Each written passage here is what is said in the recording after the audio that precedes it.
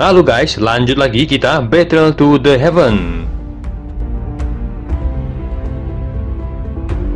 King Yuan, apakah kamu tahu situasi di sekitar sini?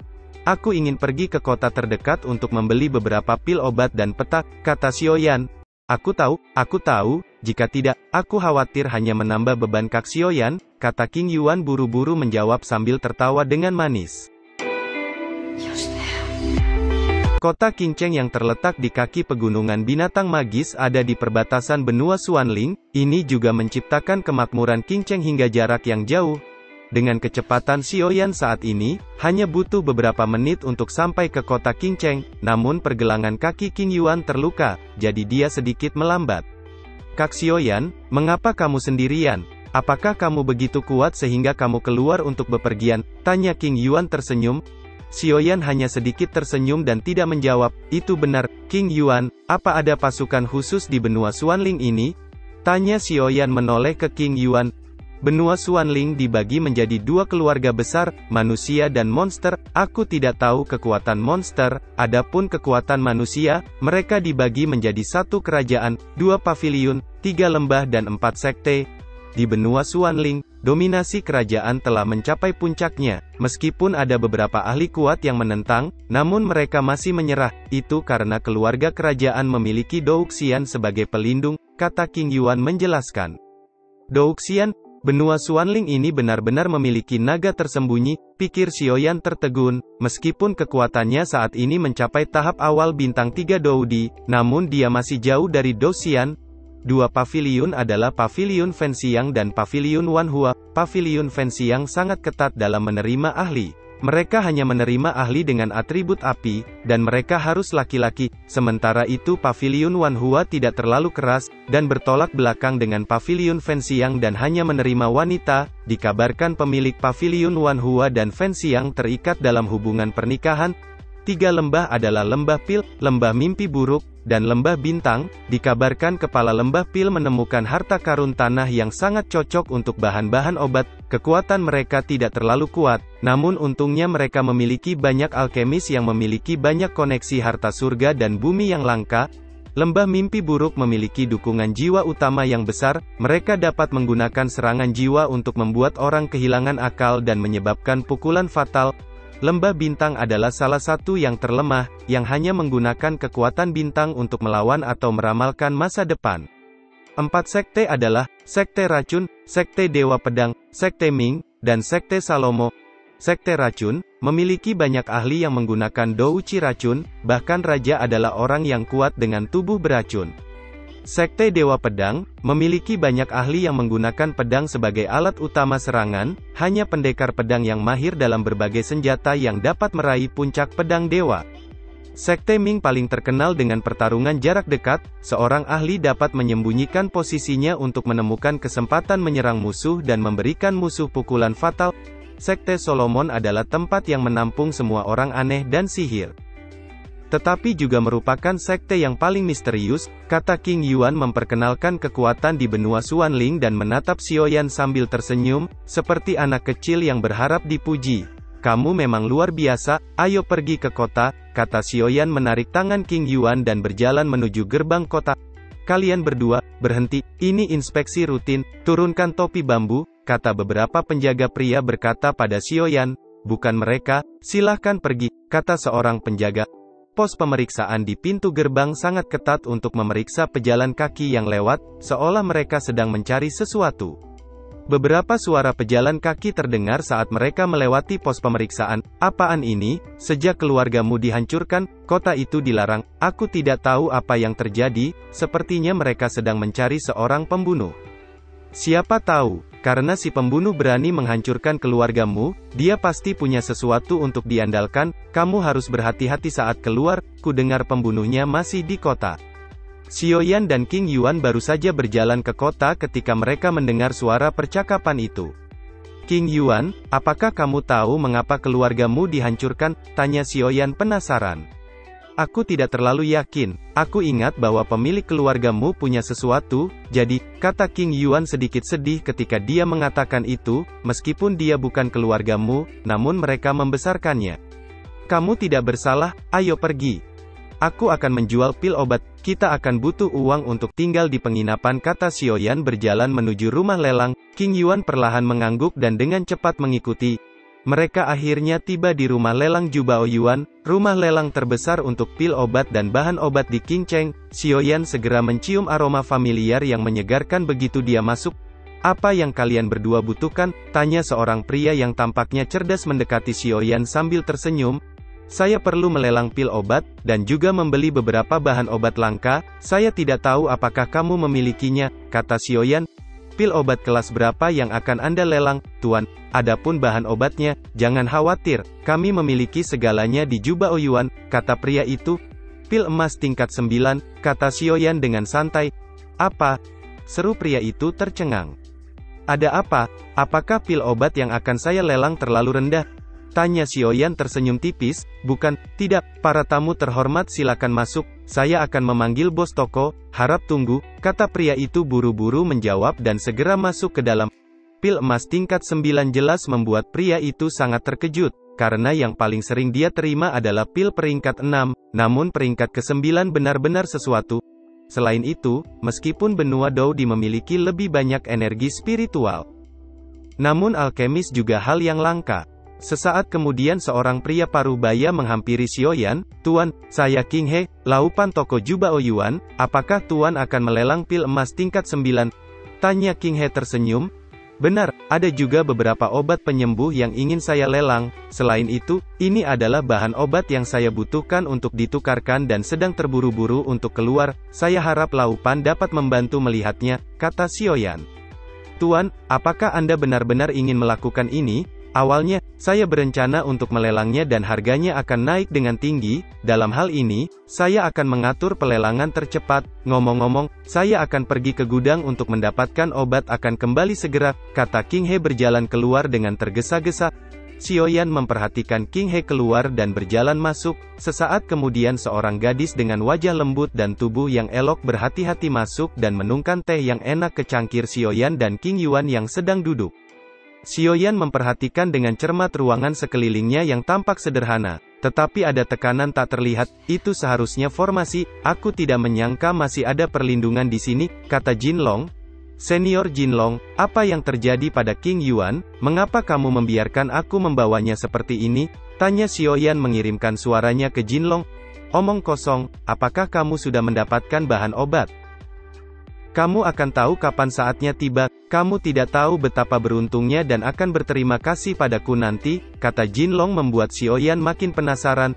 Tuan, pil emas tingkat 9 dilelang dengan total 5 juta koin emas dan kemudian dikurangi 1,5 juta untuk harga bahan obat. Uang yang tersisa ada di kartu kristal ini, kata King He sambil menyerahkan kartu kristal. Setelah itu dia dengan cepat mengeluarkan 10 botol ramuan emas kelas 9 yang dipesan Xiaoyan. Mungkinkah pria ini sebenarnya adalah Dou Di? Selain itu, dia juga seorang alkemis yang dapat memurnikan pil emas kelas 9. Identitas ganda ini sangat menakjubkan, pikir King He. Karena tidak ada yang bisa dilakukan, maka saya ingin mengucapkan terima kasih kepada laupan dan mengucapkan selamat tinggal, kata Xiaoyan mengambil barang-barang di tangan King He dan bersiap untuk meninggalkan Jubao Yuan. Tuan, tunggu sebentar, saya minta maaf karena mengambil kebebasan waktumu. Baru-baru ini, urusan keluargamu penuh dengan badai di kota, dan kota ini berada di bawah darurat militer. Anda harus berhati-hati karena saya mendengar bahwa pembunuhnya secara khusus membunuh alkemis, kata King He. Bagaimanapun Xiaoyan adalah alkemis tingkat tinggi, adalah merupakan hal yang baik untuk memenangkan hatinya dan membuatnya merasa baik tentang toko Jubao Yuan, pikir King He. Terima kasih, laupan telah mengingatkanku, kata Xiaoyan sedikit tersenyum dan segera meninggalkan toko. Tuan, apa identitas orang ini? Dia mampu mengeluarkan begitu banyak pil emas kelas 9, apa yang akan dia lakukan untuk membeli begitu banyak bahan obat kelas atas? Tanya pria muda penjaga toko sebelumnya bertanya pada King He dengan hormat. Aku juga tidak tahu apa identitasnya, tetapi kekuatannya sebagai seorang alkemis adalah nyata, dan dia mungkin berada di peringkat yang sama denganku atau bahkan lebih tinggi, karena fluktuasi jiwa yang samar-samar memancar darinya sangat kuat, dan aku tidak akan membeli bahan obat seperti itu. Ingat, kamu tidak boleh macam-macam bertanya tentang orang-orang dengan level seperti ini, lakukan saja pekerjaanmu dengan baik, kata King He. Setelah keluar dari Jubao Yuan, Xiaoyan membawa King Yuan ke sebuah penginapan untuk tinggal. "Kak Xiaoyan, mengapa kamu membeli begitu banyak bahan obat?" tanya King Yuan penasaran. "Tentu saja membuat pil obat untukmu," kata Xiaoyan dengan santai. "Hah? Memurnikan obat untukku? Aku tidak perlu minum obat," kata King Yuan menatap Xiaoyan dengan bingung. "Kamu tidak perlu khawatir, karena kamu ingin mengikutiku, kamu tidak bisa sama seperti sebelumnya, tidak peduli apa yang terjadi di masa lalu, sekarang adalah hidupmu yang baru," kata Xiaoyan mengeluarkan pil obat dan kartu kristal biasa untuk mengambil 100.000 koin dan menyerahkannya kepada King Yuan. "Kamu bisa mengambil uangnya dan membeli apapun yang kamu mau, jika itu tidak cukup, katakan lagi," kata Xiaoyan tersenyum. Tidak perlu untuk itu, kata King Yuan terdiam. Terima kasih, Kak Xiaoyan," kata King Yuan akhirnya dengan sudut matanya bergerak, dia tidak bisa menahan diri untuk tidak berubah menjadi masam. Ini adalah pertama kalinya seseorang memperlakukannya dengan sangat baik sejak dia lahir. Gadis tidak menangis sepanjang waktu. King Yuan, ingat, kelahiran dan pengalaman seseorang tidak dapat menentukan seseorang. "Jangan khawatir, aku akan membantumu menemukan orang tuamu," kata Xiaoyan tersenyum saat melihat rasa rendah diri King Yuan dan buru-buru menghiburnya. Menjelang malam nampak Xiaoyan duduk bersila sementara King Yuan tertidur. Malam kultivasi berlalu dengan cepat. Xiaoyan baru saja akan pergi keluar dan berhenti untuk menutupi King Yuan dengan selimut. Dia melihat dua lesung pipit kecil muncul di wajah lembut King Yuan, seolah dia memiliki mimpi yang sangat bahagia. "Senior Jinlong, ada apa dengan King Yuan?" tanya Xiaoyan diam-diam keluar untuk mengunci pintu. "Aku sudah memberitahumu sebelumnya, jika kamu ingin mengetahui pertanyaan ini, kamu harus memperbaiki pil Pei Yuan dan kemudian memberikannya kepada King Yuan. Apa yang ingin kamu ketahui secara alami akan muncul, tapi menurut situasinya saat ini seharusnya hanya beberapa bulan lagi, kamu harus bergegas," kata Jinlong menatap Xiaoyan yang nampak bingung. "Dari semua bahan obat yang kudapatkan dari toko Jubao Yuan hari ini, hanya inti binatang kaisar yang kurang. Apa yang harus aku lakukan? Aku baru saja datang. Di mana harus menemukan binatang kaisar itu?" gumam Xiaoyan mengerutkan keningnya.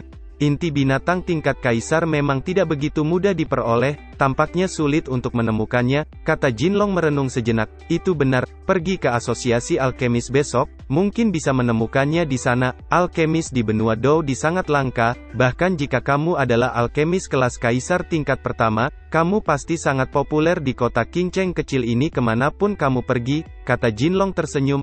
"Asosiasi alkemis," gumam Xiaoyan dengan senyum muncul di sudut mulutnya. Keesokan harinya Xiaoyan meninggalkan penginapan. "Kak Xiaoyan, kemana kita akan pergi?" tanya King Yuan dengan wajah nampak segar dan menawan.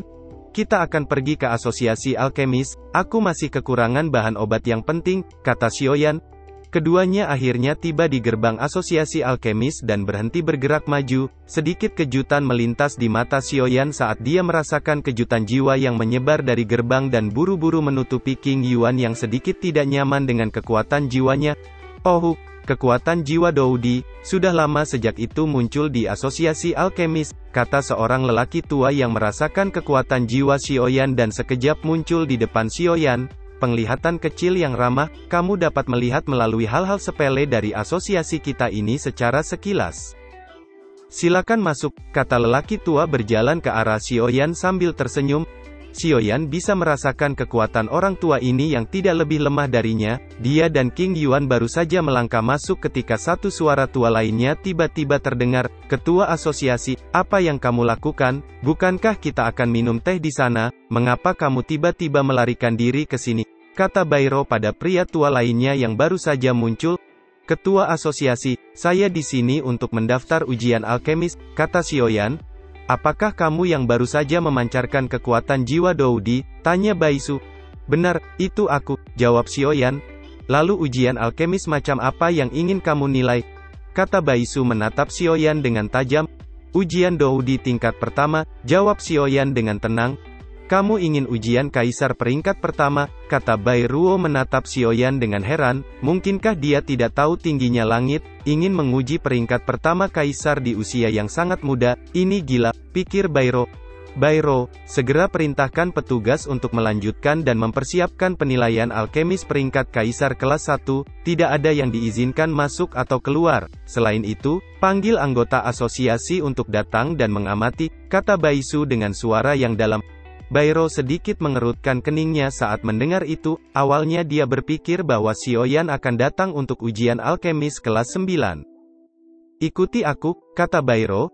Jangan mengecewakanku, kata Baisu sambil menatap Xiaoyan yang nampak tenang. Xiaoyan dan lainnya akhirnya tiba di satu ruangan besar. Ini adalah tempat rahasia dalam asosiasi alkemis. Ini bisa dianggap dunia kecil yang dibuka oleh seorang immortal. Di sini, kamu dapat yakin untuk memperbaiki pil obat sepuasnya. Selain itu, penilaian alkemis kekaisaran kelas 1 dibagi menjadi 3 bagian. Bagian pertama adalah kultivasi spiritual, bagian kedua adalah pemberdayaan spiritual, dan bagian ketiga adalah penempaan jiwa.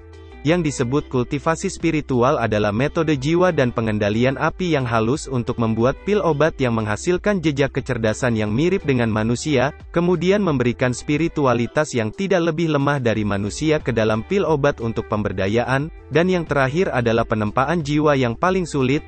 Hampir tidak ada latihan untuk menumbuhkan kekuatan jiwa di daratan. Pelatihan jiwa hanya dapat dilakukan dengan mengendalikan kekuatan jiwa. Apakah kamu mengerti? Tanya Baisu menatap Xiaoyan.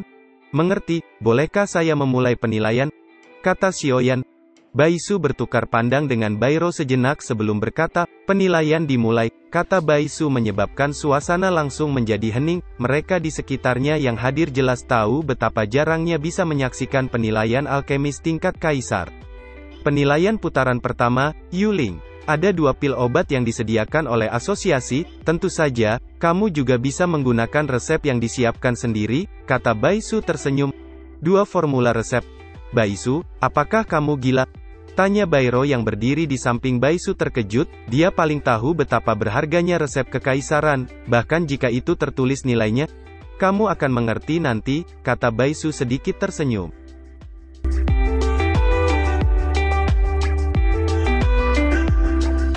Cerita pun selesai, nantikan spoiler selanjutnya guys. Buat yang belum subrek, dibantu subrek yo guys, biar jalan terus spoilernya. Buat yang udah subrek, mudahan dilancarkan rezekinya. See you and ciao.